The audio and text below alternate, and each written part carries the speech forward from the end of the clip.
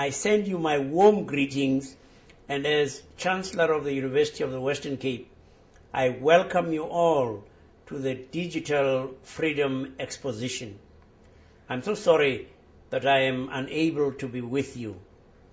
In the 1980s, UWC stood as the intellectual home of the struggle for political freedom and justice for all our citizens. This university engaged not just in protest, but in protest based on a deep intellectual engagement with the social, economic, and political implications of freedom. UWC helped to change our country for the better. In 1994, South Africans achieved political freedom at last. At UWC, perhaps, we rested on our laurels and forgot that freedom is an ongoing process and not an end in itself. But nevertheless, at UWC, we are not shy to use the word freedom and to do so in contexts where its importance is not always recognized. In a digital world, there are many threads to our hard-won liberty. There are those who would take our ideas and lock them up for business gain. There are those who would take the fruits of the human mind and lock them up, dishing them out to us in metered amounts for a fee that locks most of our people out. And there are laws that are usurped for business reasons and changed to rob society of its own rights. There are software patent systems that in other countries have created patent cold wars and produced companies whose sole business model is to patent the obvious and wait for someone else to have the same idea and then attack them.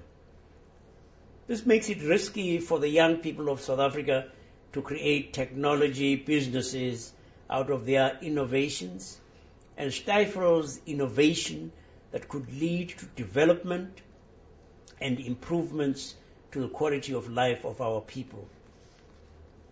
To paraphrase Edmund Burke, who said, "The only thing necessary for the triumph of those who would take away our freedom in the digital world is for organizations like UWC to do nothing."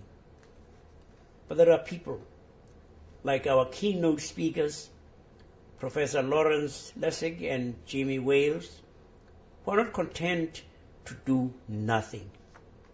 Indeed, there is a whole movement that is rapidly gaining momentum worldwide, arising out of the work of people like Free Software Foundation founder Richard Stallman, creating socially responsible businesses out of the very freedoms that we are talking about.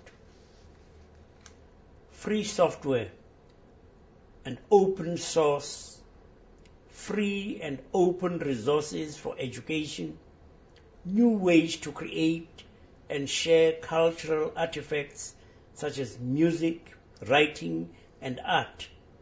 All of these are changing the world for the better. UWC is in fact at the forefront of this movement, thanks to the work of Professor Derek Keats, the Free Software Innovation Unit within Information and Communication Services, and due in no small part to the support of our rector, Professor Brian O'Connor. UWC has again put freedom firmly on its intellectual agenda.